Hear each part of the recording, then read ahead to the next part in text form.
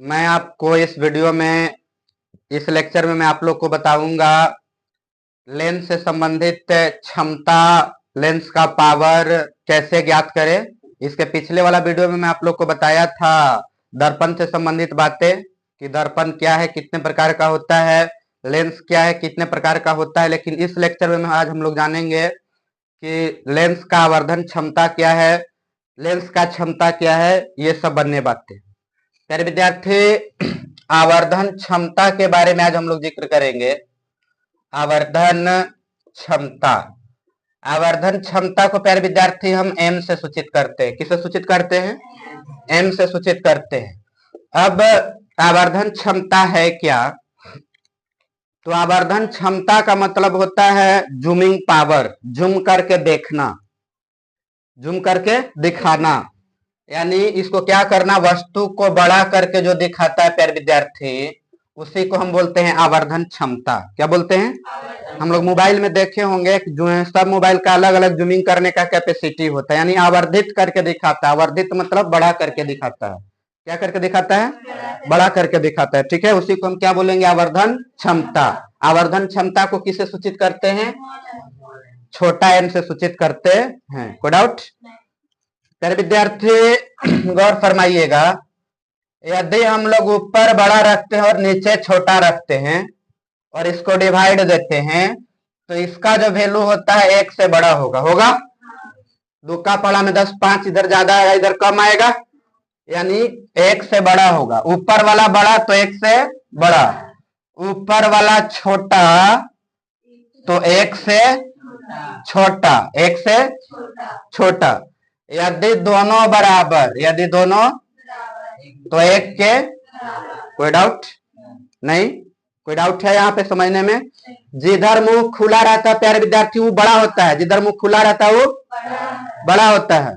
इधर मुंह खुला है, इधर मुंह खुला है तो ये आपका बड़ा हो गया और ये छोटा हो गया। ठीक है, ये ऊपर छोटा है, ऊपर छोटा है, यानी इधर मुंह बंद है, इधर मुंह बंद है तो ये छोटा हो गया और ये, यानी ऊपर छोटा तो इसका भी वैल्यू यानी छोटा होगा, और ये दोनों तो बराबर है तो बराबर होगा। अब प्यारे विद्यार्थी, आवर्धन क्षमता का एक फॉर्मूला होता है। आवर्धन क्षमता एम बराबर, फॉर्मूला होता है प्रतिबिंब, प्रतिबिंब दूरी। प्रतिबिंब दूरी को हम किससे सूचित करते हैं? प्रतिबिंब दूरी को हम भी से सूचित करते हैं बट्टा क्या चीज? वस्तु दूरी। वस्तु दूरी को किससे सूचित करते हैं?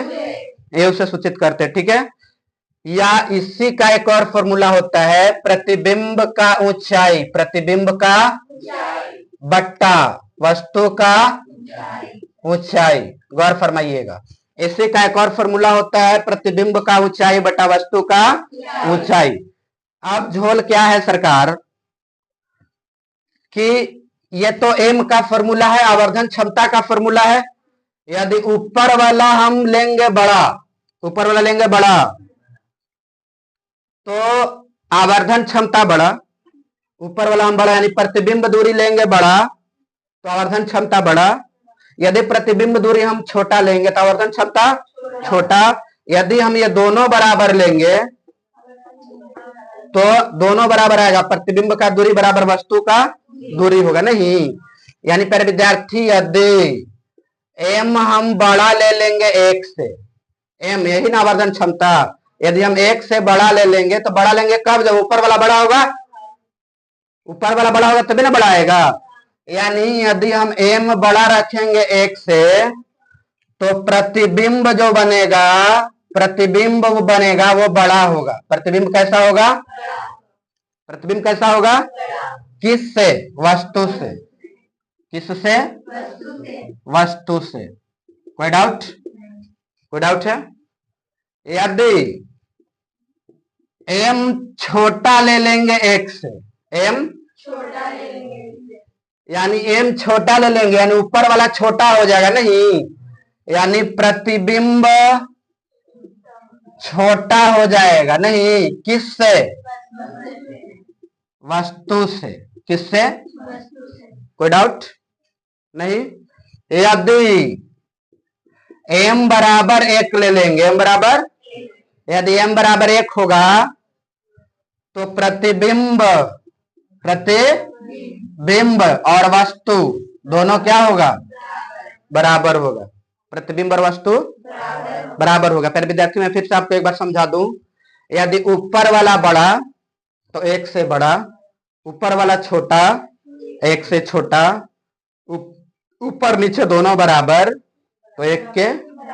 मैं अभी आपको बताया कि यदि m, इसको m मान लेंगे, यदि m यदि बड़ा किससे? 1 से, तो ऊपर क्या रहता है? प्रतिबिंब। ऊपर क्या रहता है? यानी प्रतिबिंब बड़ा होगा किससे? वस्तु से। प्रतिबिंब बड़ा होगा किससे? यदि ऊपर वाला छोटा, यदि m, देखिए यदि m 1 से छोटा, यदि m 1 से m 1 से छोटा कब होगा? इधर वाला कब छोटा होगा? जब ऊपर वाला छोटा लेंगे, और ऊपर वाला को हम क्या बोलेंगे? प्रतिबिंब। ऊपर वाला क्या बोलते हैं? तो प्रतिबिंब छोटा होगा कब? जब वस्तु को दूरी हम बड़ा लेंगे, वस्तु से बड़ा लेंगे, यही ना है? प्रतिबिंब छोटा होगा वस्तु से। ठीक है, कोई डाउट? अब प्यारे विद्यार्थी, जब m 1 के बराबर होगा, जब m 1 के, तो दोनों ना बराबर रखना होगा। ऊपर वाला और नीचे वाला दोनों क्या करना होगा? यानी प्रतिबिंब दूरी बराबर क्या हो जाएगा? कोई डाउट? प्यारे विद्यार्थी, हमको उम्मीद है कि आपको जो हम ये बातें समझाएं वो समझ में आई होगी। चला जी, यदि m आपका पॉजिटिव आएगा, यदि हम निकालेंगे आवर्धन क्षमता, यदि पॉजिटिव आ गया तो आपका प्रतिबिंब जो बनेगा काल्पनिक बनेगा। क्या बनेगा? यदि m पॉजिटिव आएगा तो कैसा बनेगा? काल्पनिक प्रतिबिंब बनाएगा। ठीक है, आज सीधा की उल्टा? काल्पनिक बातें हमेशा कैसी होती हैं? सीधी होती है। नहीं, काल्पनिक बनेगा और सीधा होगा। यदि m निगेटिव में आएगा, यदि आपका m का मान क्या चीज में आ जाए? निगेटिव में आ जाए तो कैसा बनेगा? वास्तविक। वास्तविक बनेगा तो उल्टा कि सीधा? वास्तविक चला जी हमेशा उल्टा होता। कोई डाउट नहीं? यानी आपको हम समझाए प्यारे विद्यार्थी इसमें कि आवर्धन क्षमता का मतलब होता है जूमिंग करके दिखाना, बड़ा करके दिखाना, उसको हम आवर्धन क्षमता कहते हैं। आवर्धन क्षमता m बराबर फॉर्मूला होता है प्रतिबिंब दूरी बटा वस्तु दूरी। प्रतिबिंब दूरी को हम v से सूचित करते हैं, वस्तु दूरी को u से सूचित करते हैं। इसका एक और फॉर्मूला होता है प्रतिबिंब की ऊंचाई बटा वस्तु की ऊंचाई। यदि ऊपर वाला बड़ा तो 1 से बड़ा, नीचे ऊपर वाला छोटा तो 1 से छोटा, दोनों बराबर तो 1 के बराबर। ठीक है, हम आपको बताया कि यदि m बड़ा होगा 1 से तो प्रतिबिंब बड़ा बनेगा वस्तु से, यदि m छोटा होगा 1 से तो प्रतिबिंब छोटा बनेगा वस्तु से, यदि m बराबर होगा 1 से तो प्रतिबिंब और वस्तु दोनों बराबर होगा। कोई डाउट? उसके बाद हम आपको बताया प्यारे विद्यार्थी कि m यदि आवर्धन क्षमता पॉजिटिव आएगा आंसर तो काल्पनिक बनेगा। कैसा बनेगा? काल्पनिक और सीधा बनेगा। कैसा बनेगा? यदि m निगेटिव में आएगा तो कैसा बनेगा? वास्तविक बनेगा और उल्टा बने। कोई डाउट? अब प्यारे विद्यार्थी बढ़ते हम लोग नेक्स्ट टॉपिक की ओर। ये तो बात था आवर्धन क्षमता। अब आता है लेंस का क्षमता। लेंस के क्षमता को हम लोग P से सूचित करते हैं। किससे सूचित करते हैं? P से। अब इसको मिटा देते हैं। लेंस के क्षमता को जानेंगे कि लेंस का क्षमता क्या है।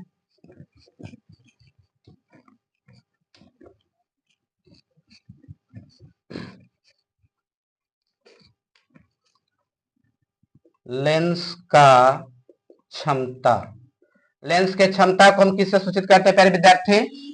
P से। Power of lens, power of lens. अब क्या है कि मान लेते हैं ये मेरा उत्तल लेंस है। कौन लेंस है? ये उत्तल ही लेंस है। इसका ये वाला रहेगा प्रधान अक्ष, प्रधान अक्ष या मुख्य अक्ष। इसके समानांतर किरणें आएगी तो यहाँ आपतन के बाद परावर्तन होगा। आपतन के बाद परावर्तन होगा कि अपवर्तन होगा? अपवर्तन ना हो रहा है, अपवर्तन हो रहा है। इधर से भी प्रकाश की किरणें आएगा तो इसका अपवर्तन होगा फोकस पर यहाँ। ठीक है, उसके बाद ये तो आपका कौन लेंस था? उत्तल। उसके बाद मान लेते हैं ये मेरा अवतल लेंस है। कौन लेंस है? अवतल लेंस है, ठीक है। अवतल लेंस का ये बीच में जाएगा क्या चीज, प्रधान अक्ष या मुख्य अक्ष। इसके समानांतर यदि हम किरणें को आपतित कराएंगे तो ये टकराने के बाद इधर चला जाएगा। इसके समानांतर यदि प्रकाश की किरणों को आपतित कराएंगे तो टकराने के बाद इधर चला जाएगा। और इसका जो फोकस बनेगा, प्रतिबिंब बनेगा, वो यहां पर बनेगा नहीं। इसका सेंटर को हम प्रकाशीय केंद्र कहते हैं, ओ से सूचित करते हैं, ऑप्टिकल सेंटर से। और इसका भी केंद्र को हम किससे सूचित करते हैं, ओ से, ऑप्टिकल सेंटर से, यानी प्रकाशीय केंद्र से सूचित करते हैं। कोई डाउट? मेरे विद्यार्थी, एक पावर निकालने का फॉर्मूला होता है 1/f। 1/, कब? जब मीटर में हो। किसमें हो? मीटर में हो। पावर निकालने का क्वेश्चन पूछता है, बताइए। हम लोग जानते हैं, कोई नहीं कहता है आदमी लोग गांव देहात में कि तुम्हारा चश्मा का कितना पावर है, प्लस में पावर है कि माइनस में पावर है।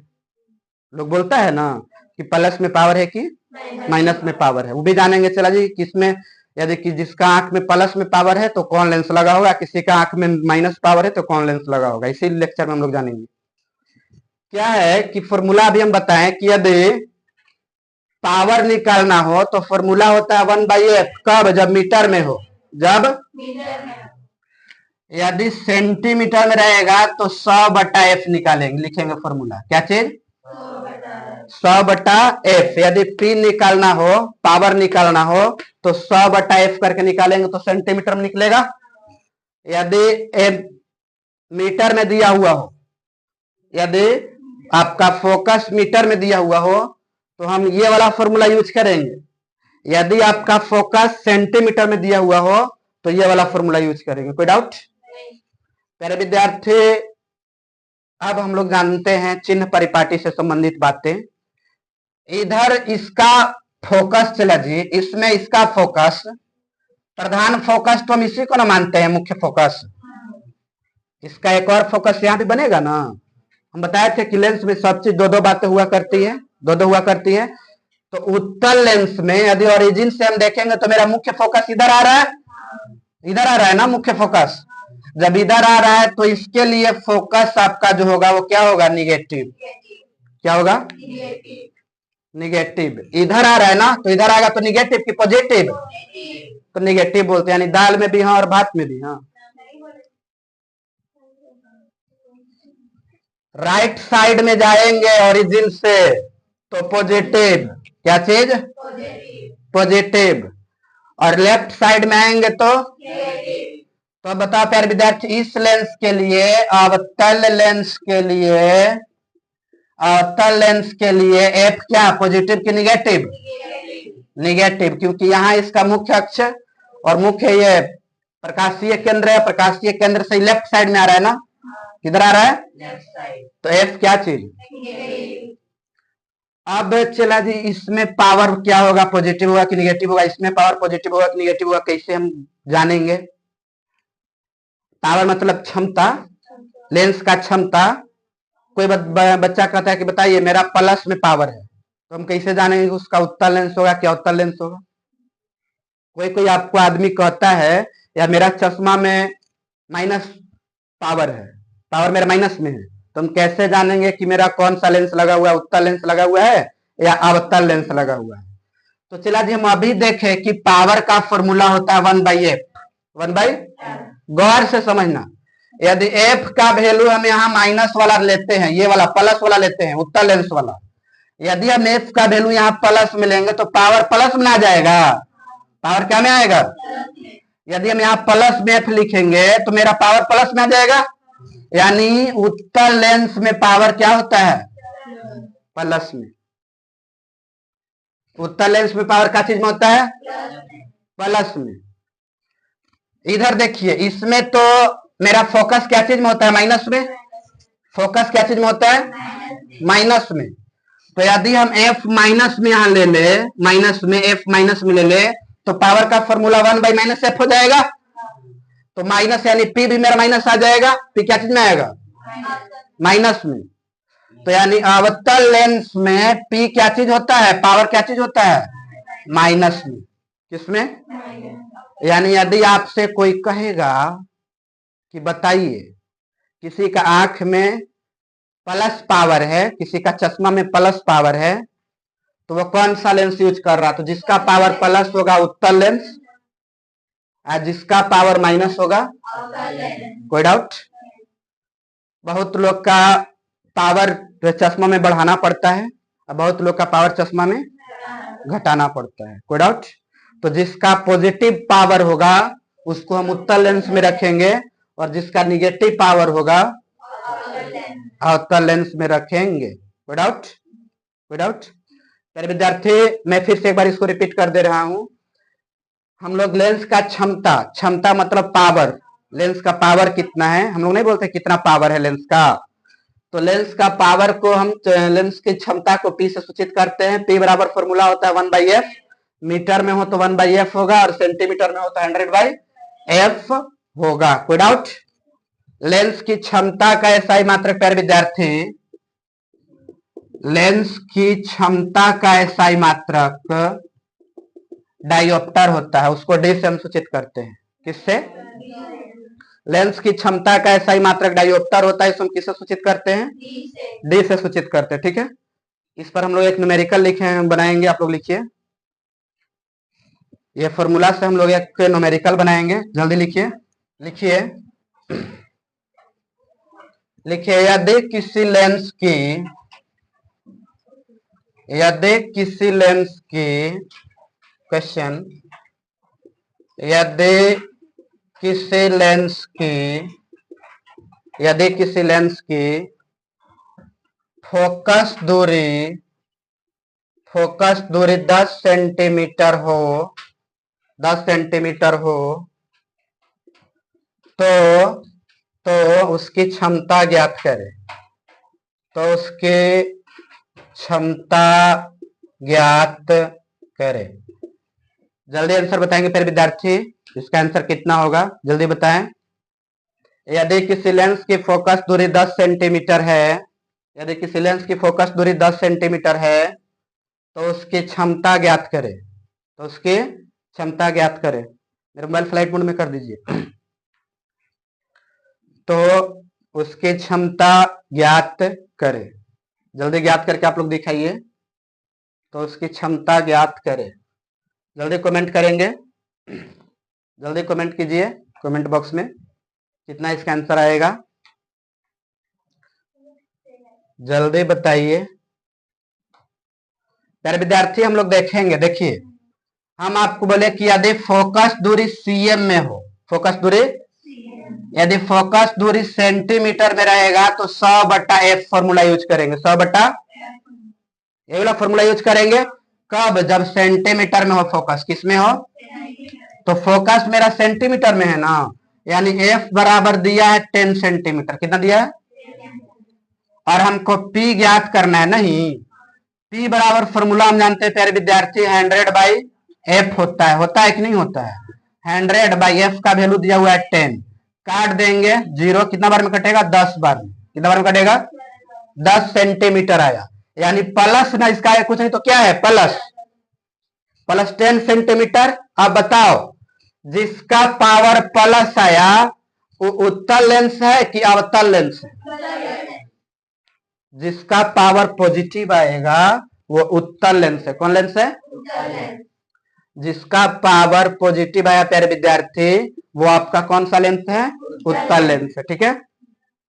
इसको नोट डाउन करेंगे जल्दी से कॉपी में, जल्दी से इसको लिखिए, इसको नोट डाउन कीजिए।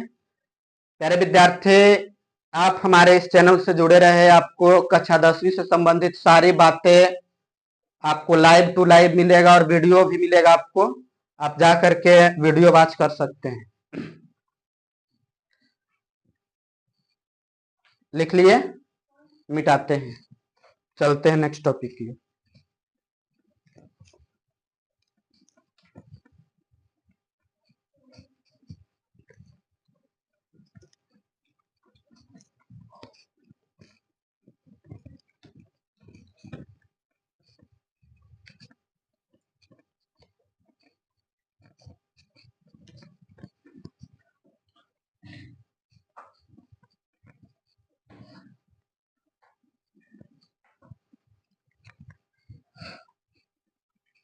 प्यारे विद्यार्थी, अभी हम जो आपको बातें बताएं आवर्धन क्षमता और पावर से संबंधित बातें बताएं, ठीक है। अभी जो हम पढ़ेंगे टॉपिक वो है प्रकाश का अपवर्तन। हम प्रकाश का परावर्तन आपको पिछले वीडियो में पढ़ा दिया हूं, जाकर के वहां से आप वॉच कर लीजिएगा। अभी जो हम मेन टॉपिक पढ़ने जा रहे हैं वो प्रकाश का अपवर्तन। क्या है टॉपिक आपका? प्रकाश का अपवर्तन। प्रकाश का अपवर्तन, गौर फरमाइएगा। मान लेते हैं प्यारे विद्यार्थी कि ये आपका विरल माध्यम है। कौन माध्यम है? और ये आपका सघन माध्यम है। कौन माध्यम है? एक ये आपका है, इस बार ऊपर आपका सघन माध्यम है और नीचे क्या है? विरल माध्यम है।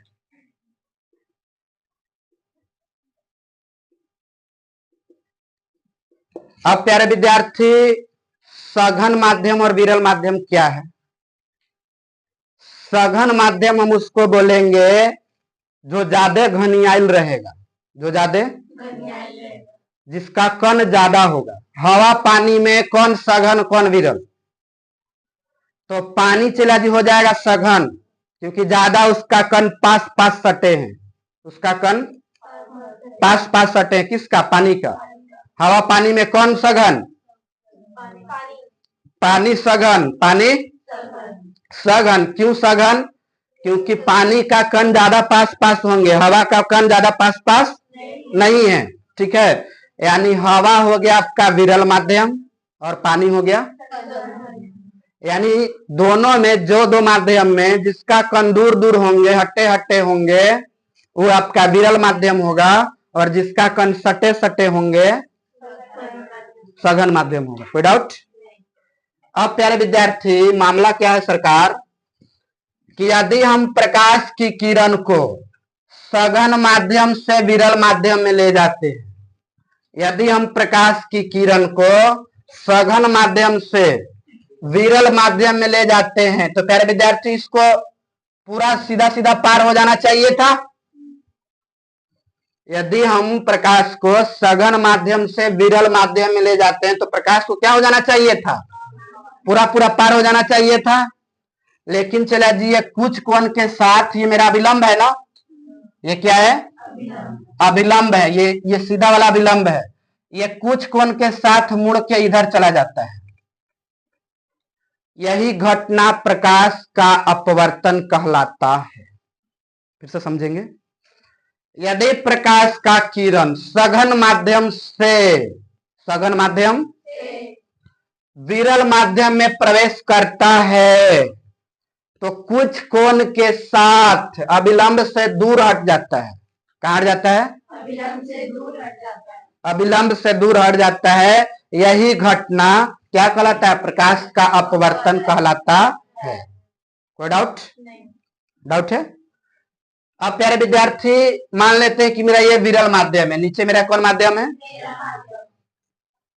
अब हम मान लेते हैं कि विरल माध्यम से यदि सघन माध्यम में ले जाएंगे, विरल माध्यम मेरा कौन है? तो विरल माध्यम मान लेते हैं मेरा हवा है, और सघन माध्यम मान लेते हैं मेरा पानी है। कुछ ये पानी है। यदि हवा से हम पानी में प्रकाश की किरण को ले जाएंगे, यानी विरल माध्यम से सघन माध्यम में, सघन है ना पानी, हवा से हम पानी में रोशनी को ले जाएंगे, प्रकाश की किरण को ले जाएंगे, ठीक है। तो मान लेते हैं कि यदि प्रकाश की किरण को हम लाएं, ये मेरा प्रकाश का किरण को है, हम ले जा रहे हैं अभिलंब के पास, ले गए तो इसको सीधा सीधा पार हो जाना चाहिए, सीधा सीधा। लेकिन कुछ कोण के साथ प्यारे विद्यार्थी मुड़ जाता है। कुछ कोण के साथ क्या हो जाता है? ये वाला मेरा जो सीधा, इसको हम अभिलंब बोलते हैं। क्या बोलते हैं? अभिलंब। यानी हम क्या देखे प्यारे विद्यार्थी कि यदि प्रकाश की किरण विरल माध्यम से सघन माध्यम में प्रवेश करती है तो अभिलंब के नजदीक मुड़ रही है। अभिलंब के, यानी इसी घटना को हम प्रकाश का अपवर्तन कहेंगे। अब बोलिए मास्टर, कभी आप अपवर्तन एकरा कह दे रहे हैं, कभी अपवर्तन एकरा कह दे रहे हैं, नहीं। हम अभी क्या बताएं कि यदि प्रकाश की किरण को सघन माध्यम से विरल माध्यम में प्रवेश करवाते हैं तो विलंब से दूर हट रहा है, अविलंब से। अभी हम फिर आपको बताएं कि यदि प्रकाश की किरण विरल माध्यम से सघन माध्यम में प्रवेश करती है तो विलंब से नजदीक मुड़ रही है, अविलंब से। तो उस समय हम इसको अपवर्तन बोल दिए, इस समय अभी इसको अपवर्तन बोल दिए। तो प्यारे विद्यार्थी, ये दोनों घटना होती है या कोई एक भी घटना होगा तो प्रकाश का अपवर्तन ही कहलाएगा। ये दोनों प्रकाश का अपवर्तन है, ये दोनों प्रकाश का अपवर्तन है। अब प्रकाश के अपवर्तन को कैसे हम डिफाइन करेंगे, गौर फरमाइएगा। यानी बोलेंगे कि यदि प्रकाश की किरण सघन माध्यम से विरल माध्यम में जाती है या प्रकाश का किरण एक माध्यम से दूसरे माध्यम में जाती है, यदि प्रकाश का किरण एक माध्यम से दूसरे माध्यम में जाती है, एक माध्यम से दूसरे माध्यम में जाती है तो अविलंब से दूर या विलंब से नजदीक, या विलंब से दूर या विलंब से नजदीक मुड़ती है, यही घटना प्रकाश का अपवर्तन कहलाता है। विदाउट विद्यार्थी, एक बार मैं फिर से ये दोहरा देता हूं इसका डिफिनेशन को, गौर से सुनिएगा, ठीक है। यदि प्रकाश का किरण एक माध्यम से दूसरे माध्यम में प्रवेश करती है, एक माध्यम से दूसरे माध्यम में प्रवेश करती है, तो अविलंब से दूर, अविलंब से या अविलंब से नजदीक मुड़ जाती है, या विलंब से नजदीक मुड़ जाती है। इसी घटना को हम प्रकाश का अपवर्तन कहते हैं। कोई डाउट है प्यारे विद्यार्थी, पूछिए। अब प्यारे विद्यार्थी, कहीं कहीं पानी आपका सघन माध्यम हो जाता है और कहीं कहीं विरल माध्यम हो जाता है। बोले क्या मास्टर, ये क्या झोल है?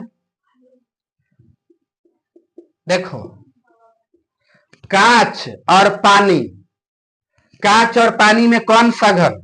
सघन मतलब जो ज्यादा जकर कण पास पास सट्टे सट्टे होंगे, तो कांच और पानी में कौन सघन? कांच। कौन? क्योंकि कांच का कण ज्यादा पास पास होंगे, तो इसमें कांच हो गया सघन। कांच क्या हो गया? और पानी क्या हो गया? विरल, क्योंकि इसका कण कांच के तुलना में थोड़ा हटे हटे होंगे। किसका? पानी का कण थोड़ा हटे हटे होगा।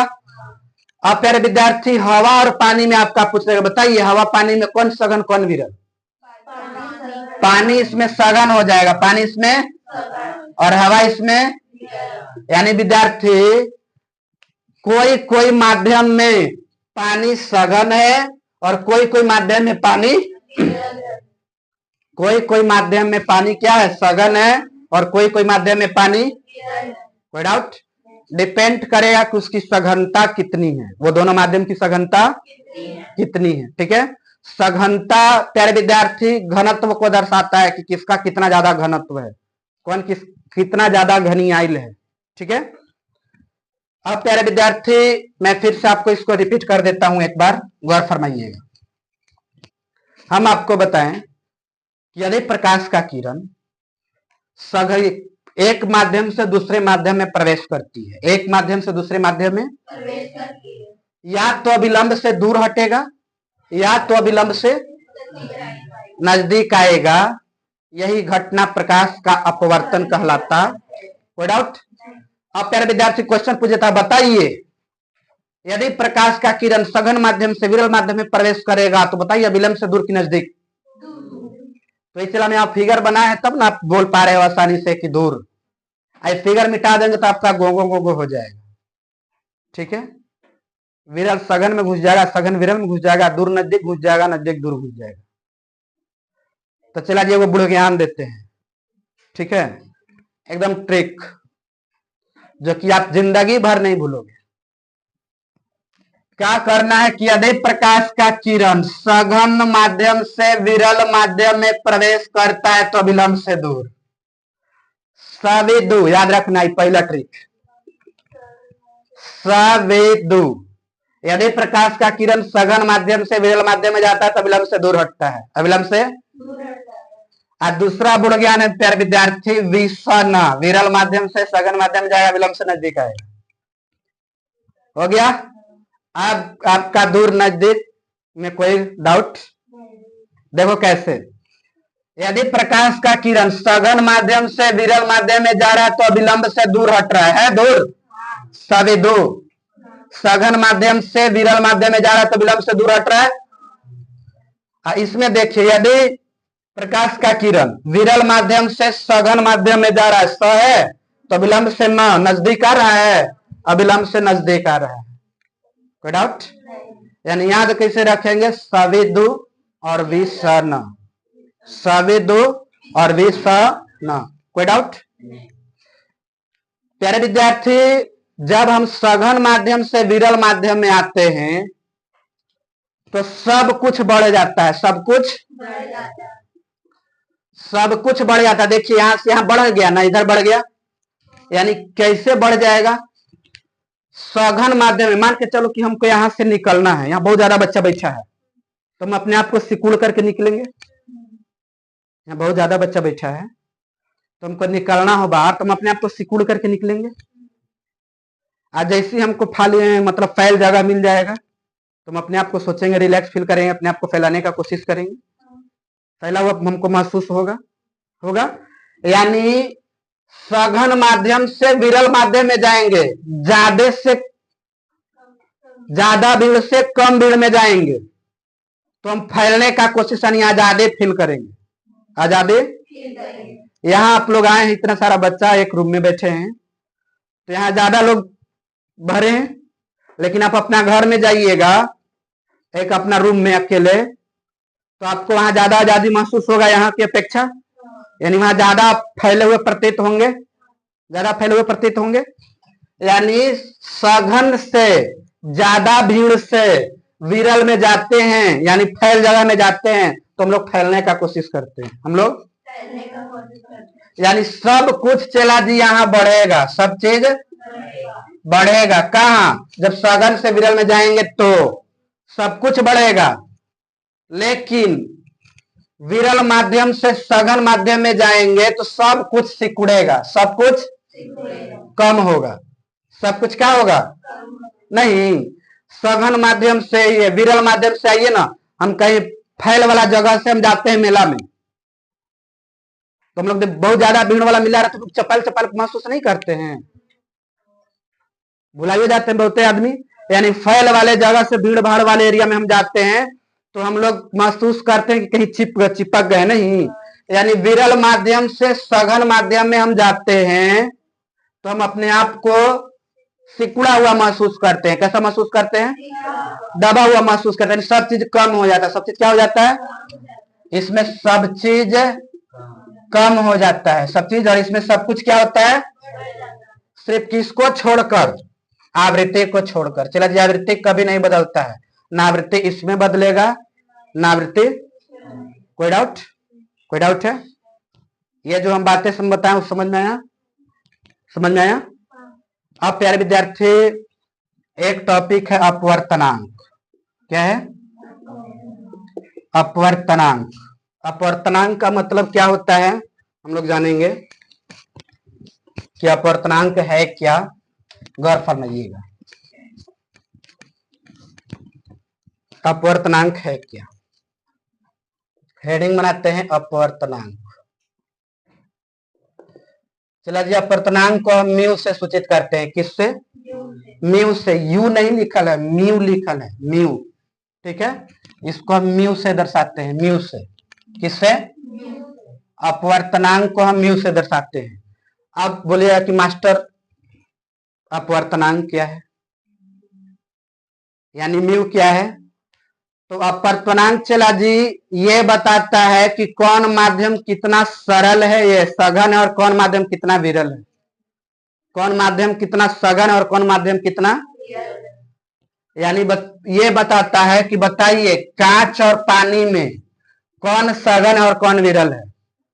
तो कांच सघन है, कांच, और ये पानी विरल है। ये कौन बताता है? अपवर्तनांक बताता है। कौन बताता है? जैसे जैसे अपवर्तनांक का मान बढ़ेगा वैसे वैसे सघनता बढ़ती चली जाएगी। ज्यों ज्यों अपवर्तनांक का मान ज्यादा होगा त्यों त्यों सघनता बढ़ती चली जाएगी, त्यों त्यों सघनता। कोई डाउट? कोई डाउट है? अब प्यारे विद्यार्थी, हम जानेंगे कि क्या है झोल इसका। यानी किसमें सघनता ज्यादा होता है, किसमें सघनता कम होता है। अब चला जी पूछ देगा, बताइए कि निर्वात का अपवर्तनांक कितना। तो चला जी निर्वात का अपवर्तनांक पूछा। निर्वात में तो हम पूरा हवा निकाल ना देते हैं, पूरा हवा निकाल दे तो उसमें सघनता होगा, कुछ भी नहीं ना होगा, उसमें एको कण होगा मौजूद, कोई भी कण नहीं होगा। यानी निर्वात में जो सघनता है, अपवर्तनांक है, वो 0 होता है। निर्वात का कितना होता है? हवा का प्यारे विद्यार्थी 1.008 होता है। हवा का अपवर्तनांक कितना होता है? 1.008। उसके बाद अगला आता है पानी का अपवर्तनांक होता है 1.33। पानी का अपवर्तनांक 1.33। निर्वात में हम आपको बताए 0। निर्वात में मतलब क्या? जहां से पूरा हवा हम निकाल दिए, जहां से पूरा हवा तो 0। हवा में तो रहेगा, चला जी कुछ ना कुछ कण मौजूद है, तो इसका अपवर्तनांक होता है 1.008। पानी का होता है 1.33। कांच का होता है प्यारे विद्यार्थी 1.5। कांच मतलब शीशा, कांच मतलब शीशा। उसके बाद हीरा का होता है हीरा का होता है 2.542। 2.42, कहीं कहीं 5 लिखल रहता है, 2.5। हम क्या देख रहे हैं प्यारे विद्यार्थी कि ज्यों ज्यों नीचे बढ़ रहे हैं, ज्यों ज्यों अपवर्तनांक का मान बढ़ रहा है, त्यों त्यों क्या हो रहा है? सघनता बढ़ रही है, सघनता बढ़ रही है। यानी हवा और पानी में ज्यादा सघन कौन? पानी। निर्वात और हवा में ज्यादा सघन कौन? हवा नहीं। हवा पानी में ज्यादा सघन कौन? पानी। पानी कांच में ज्यादा सघन कौन? कांच में ज्यादा कठोर होगा। कांच और हीरा में सबसे ज्यादा सघन कौन? यानी हम ज्यों ज्यों नीचे बढ़ रहे हैं, अपवर्तनांक का मान बढ़ रहा है। देखिए वैल्यू बढ़ ना रहा है, 0 से 1.083, 1.5 ये हो रहा है। ज्यों ज्यों बढ़ रहा है अपवर्तनांक, त्यों त्यों सघनता। यानी हम लिख सकते हैं कि अपवर्तनांक बराबर होता है, अपवर्तनांक समानुपाती होता है सघनता। लिख सकते हैं। यानी सघनता बढ़ेगा तो अपवर्तनांक बढ़ेगा, सघनता घटेगा तो अपवर्तनांक। या एक और हम लिख सकते हैं कि अपवर्तनांक समानुपाती होता है घनत्व। लिख सकते हैं? नहीं, जितना ज्यादा कठोर होगा, जितना ज्यादा कण पास पास सटे होंगे, उतना अपवर्तनांक ज्यादा होगा, उतना अपवर्तनांक। मेरे विद्यार्थी, आज का इस वीडियो में मुझे उम्मीद है कि जो आपको मैं समझाया वो सारी बातें आपको समझ में आई होंगी। प्रकाश के अपवर्तन से संबंधित सारी बातें, ठीक है। इसका दूसरा इसका नियम, प्रकाश का अपवर्तन का नियम, इसका नेक्स्ट वीडियो में हम लोग पढ़ेंगे। आज के लिए इतना ही, मिलते हैं नेक्स्ट वीडियो में। Thank you very much, love you all.